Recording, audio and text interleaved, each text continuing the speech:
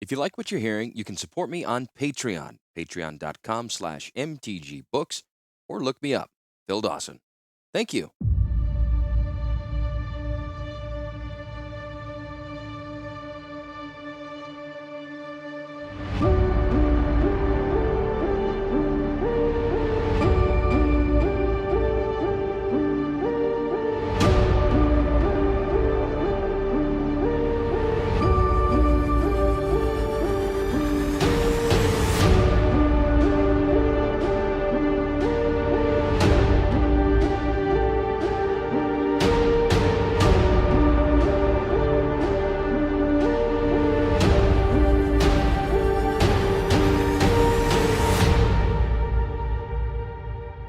Coda.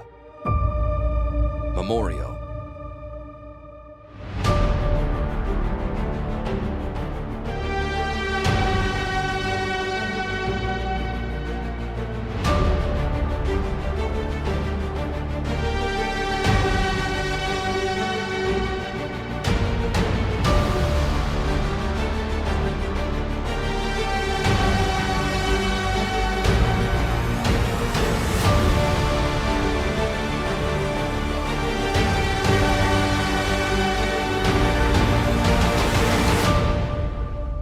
When order was restored to the Dream Halls, Grevin had his victorious soldiers line up by companies facing each other.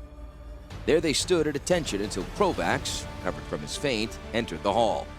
The dead rebels were laid out for his inspection. Krovax gave them a cursory glance. Their souls were long departed, so were not available to him. Urza skulked on Krovax's heels, anxiously searching for Belby, the portal device. Looking past the Evancar, he saw Belby kneeling on the floor a few yards away, her head slumped to her chest. Disdaining the Evancar's displeasure, he ran ahead of him. "Belby! Belby!" He didn't move and didn't answer. He touched the back of her neck and immediately knew why. Her skin was cold as ice. "Belby." He knelt beside her. Her eyes were closed, her cheeks still wet. Urza picked up her hand. Her fingertips were already turning black. "Dead, is she?" asked Krovax. Urza nodded dumbly. "How was it done? I don't see a wound. I didn't think a Phyrexian construct could be killed so easily." Urza blinked through his own tears and spotted a tiny glass vial on the floor. Seamed with cracks and empty, it smelled like newly mown hay. Krovax took the vial from his hand. "I see. I'll have this analyzed. Potent poisons are useful things to have." The Evancar ordered Belby's body removed, along with what remained of the portal machinery. Grevin stood by, awaiting his new master's pleasure.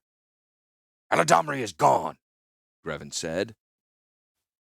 "Where?" asked Krovax. "No one survived to tell us, Your Highness. This device of the emissaries may provide information." He placed Belby's portal control in Krovax's hand. As soon as Krovax held the vital device, Grevin was stricken with pounding waves of unimaginable pain. He bellowed and fell at Krovax's feet. "This is just the beginning," he said. "I have years of pain in store for you. You impeded me, thwarted me, aided my enemy, and on top of all that, allowed the arch-rebel to escape." Grevin flailed helplessly, retching and beating his tormented face on the floor. "The only reason I don't kill you is because you'll be needed in the coming war. He kicked Grevin's head. Besides, having Eldamri exiled to another plane is almost as helpful as having him dead. Maybe more so. There'll be no martyr's grave, no brave example for another generation of troublemakers." He sent 2 guards to bring Urza to him. They dragged the young sorcerer before Krovax and forced him to lie on his belly at the Evancar's feet. "Now, what shall I do with you?" "I don't care." Krovax drove a toe into Urza's ribs. He moaned and doubled over. "Don't play hero with me, boy. I can make you care about anything." His tone relaxed. But I do owe you, don't I? Oh? Gasped Urtai. Don't you think I know you intervened in my duel with Rath? I could see your childish spell weighing down his blade as easily as he could. No one else on Rath practices your brand of archaic magic. Why did you help me? I would have thought Volrath would have been more of your sort of patron. I knew you'd win eventually. Thought if I helped, you'd spare Belby and me. It's too late for the emissary. I suppose her rebel friends did her in. He frowned. A waste of a good Phyrexian technology. That girl. What were they thinking? He relented on Grevin's punishment. The suffering warrior couldn't even stand after his treatment. As a reward for your unsolicited help, Urtai, I'll spare your life. In return, you will serve me. Do you agree? A faint spark of hope illuminated the profound darkness in Urtai's heart. I have many talents, Your Highness. Perhaps I can demonstrate them to you. We'll see. In the meantime, I have use for your influence with the Flowstone. My influence is nothing compared to yours, sire. Krovax smiled, and everyone in the vicinity flushed with fear. For my purpose, your skills will be enough.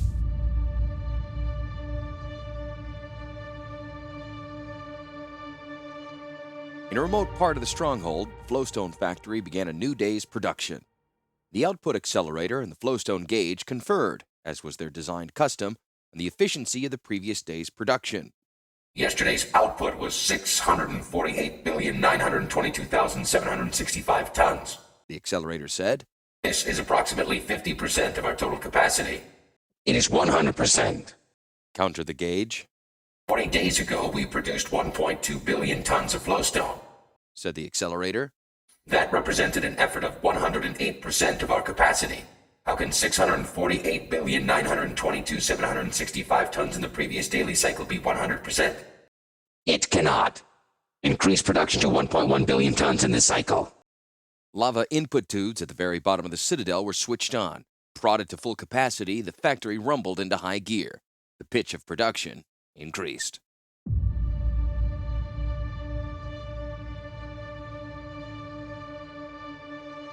There were a lot of bodies to dispose of. The Mogs dragged a heavy cart to the death pits and eased the bodies in one at a time to avoid splashing the deadly black tar on themselves. In went Dorian Ilda, former chamberlain of the palace. In went Tharvello, promising young sergeant. In went 9 young men of the Dahl and Vec, still clad in their borrowed Rathy uniforms. The Mogs hooted happily as the last of the bodies sank into the sable ooze. Though there were many bodies yet to dispose of, their shift was done. They had a half day off. A holiday had been declared by the new Evancar.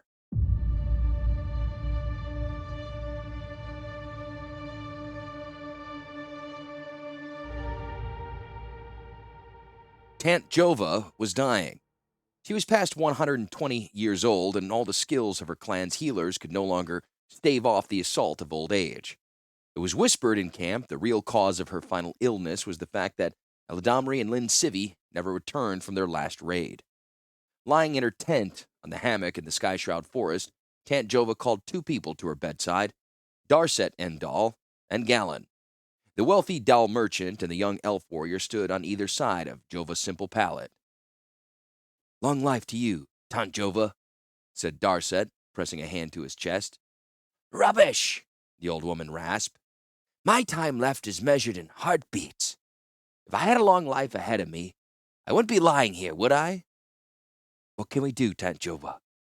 asked Gallon. "I want you to pledge to continue to fight against the stronghold. I know the night seems dark and long, but like all nights, it will end. Lead the free people of Rath into the morning."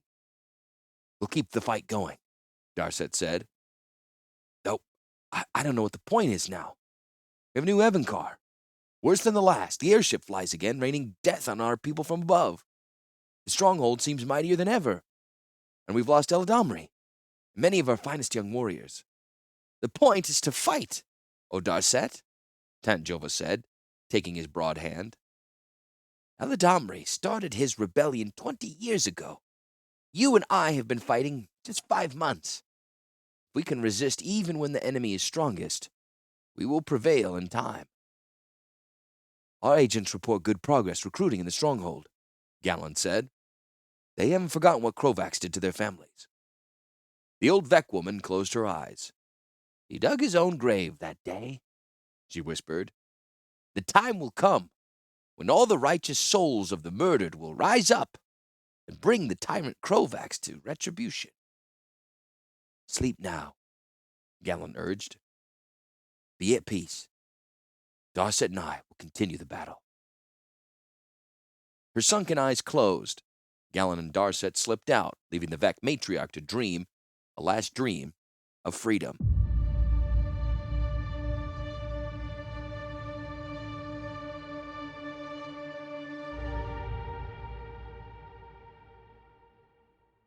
It was dusk. The 2 rebel leaders walked out from under the trees and looked up at the darkening sky. Have you noticed the odd colors in the sky at daybreak and dusk? Asked Darset. Sometimes the sky looks quite blue. It's strange, Gallon agreed, but no stranger than some other tales I've heard. I'm in contact with elves in other parts of the forest and with Vec nomads who range as far away as Sawtooth Hills in the Weblands. They speak of phantom cities appearing on the plain at dusk, and ghostly forests and mountains visible just before daybreak. What does it mean? The young elf shook his head. I'm no seer, but these signs must be portents of coming change. Changes that may alter Rath forever. Darset shoved his hands in his pockets. Loose coins jingled there. I went to Eldamri's first meeting because I hated the high taxes Volrath made me pay, he mused. 5 months later, I find myself running a damn revolution, puzzling over mysterious omens. Does that make sense? Gallon couldn't tell him. At that moment, he saw the northern sky shot through with vivid blue. The low clouds were illuminated from some unknown source and glowed a sanguinary red. Such colors were unnatural on Rath, and their sudden, radical beauty left both Dahl and the elf speechless.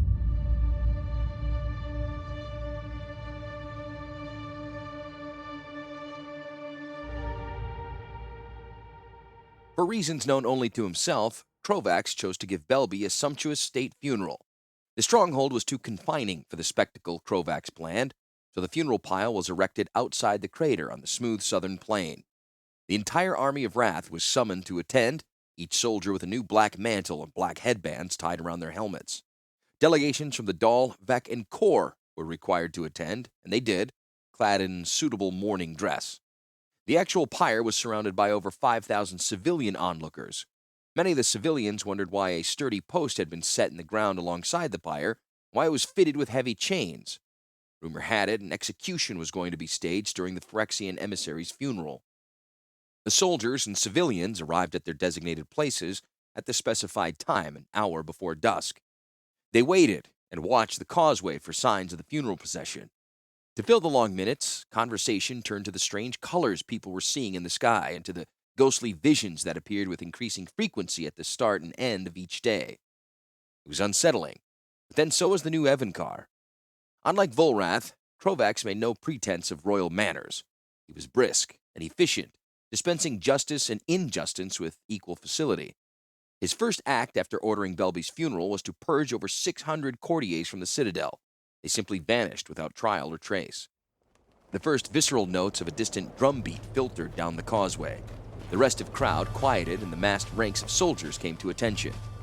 A column of palace guards appeared, full regalia, bearing flagstaffs instead of their usual polearms. Each staff carried a black oriflamme hanging limply in the still air. Behind the guardsmen came a group of drummers, 50 strong, beating a steady rhythm.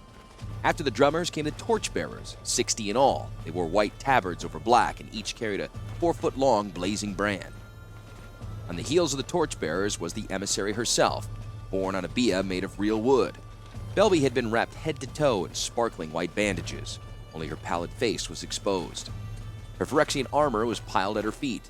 The entire Bia weighed 500 pounds and required 8 stout guardsmen to carry it. So far, the spectacle had been impressive, but predictable. What followed Belby's body made everyone gasp with surprise. Rath, alive and in chains. Everyone assumed Rath had been killed by Krovax soon after his defeat, yet here he was in all his lost glory. In the weeks since Krovax's ascension to the throne, technicians had been working on Rath. They had removed, with varying degrees of success, most of his Phyrexian grafts and implants until all that was left was a shell of the godlike being Rath had been. His beautiful body was gone, and Vool's short, homely one was all that was left.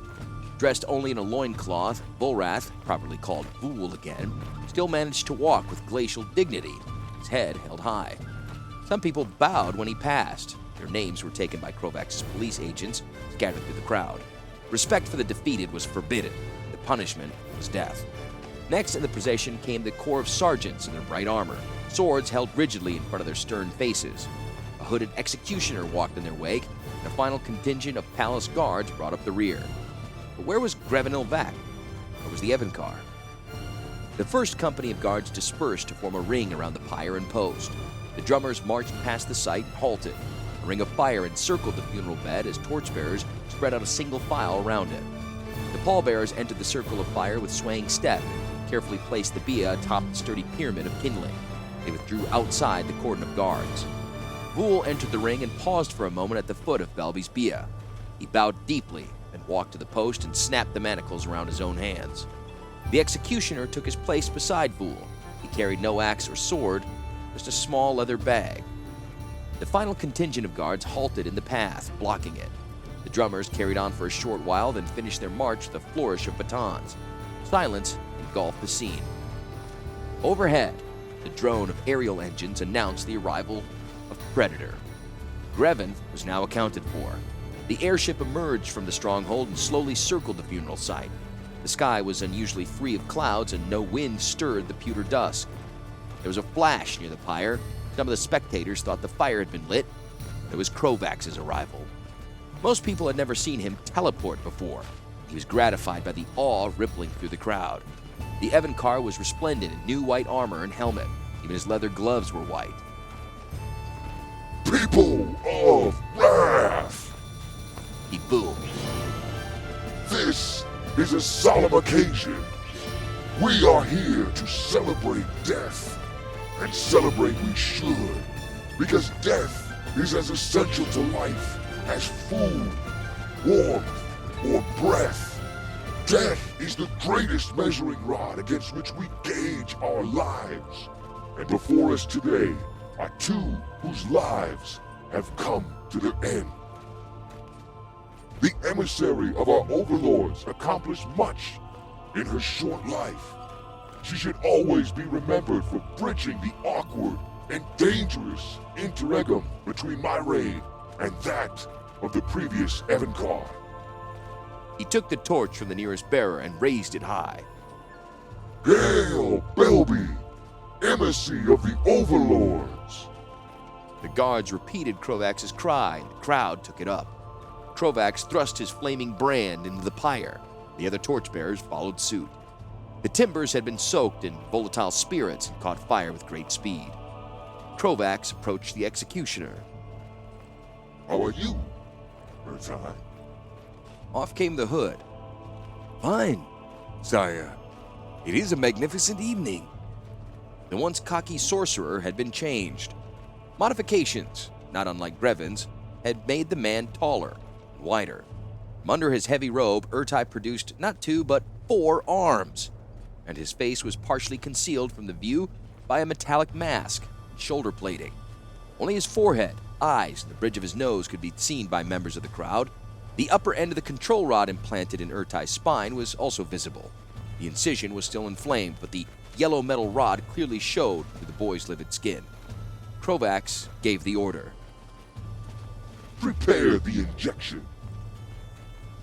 Urtai knelt and opened the bag. There were 2 objects inside, a tall vial of silver liquid and a large metal syringe. He broke the seal on the vial and dipped the needle into the heavy liquid. This will take a few seconds. he said apologetically. Do the job right. Krovak said. He stood face to face with Vul and said, Any last words? Go ahead. Speak your mind. he had Vul's tongue cut out the night before. Nothing to say?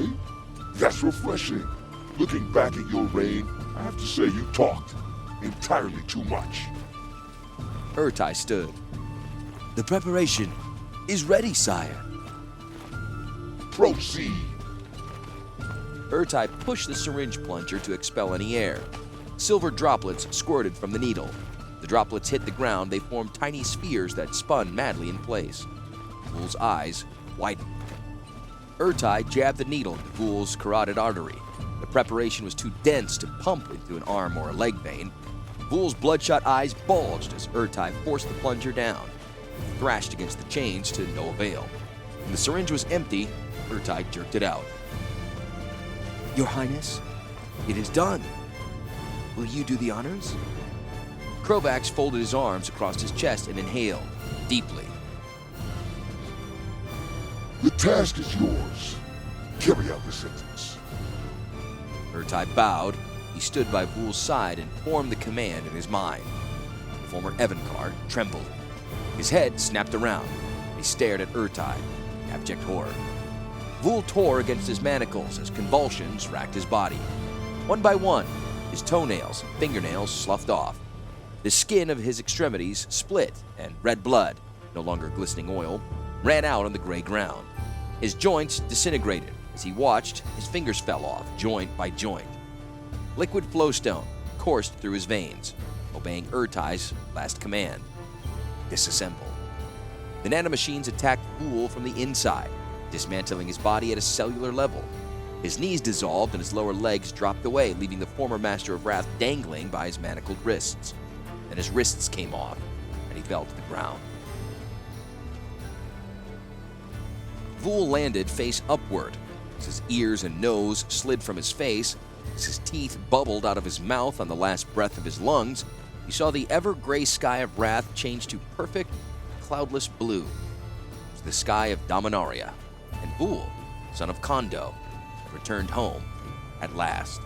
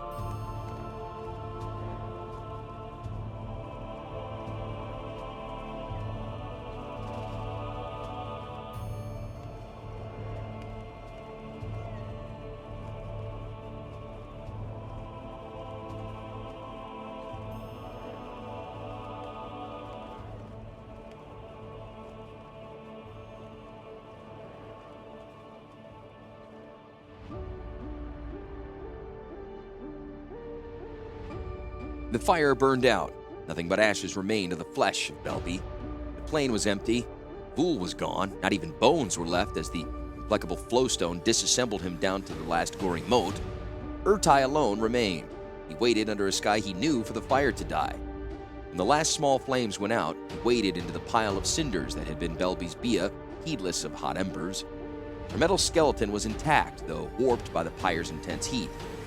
He found her small skull, smudged and blackened, but with bright alloy gleaming around the eye sockets. He tucked the warm skull under his arm. His foot dislodged an unfamiliar object, a black sphere about 4 inches in diameter. He He picked it up. It was cold to the touch, not hot. Not a speck of ash clung to it. The shiny surface was seamless, unmarred. Phyrexian, no doubt. Belby's lens. Even with a control rod in his spine, Urtai was terrified. He dropped the black orb and kicked it back into the ashes. All he wanted was the skull. He ran back to the stronghold under the stars of Dominaria, praying the lens no longer worked.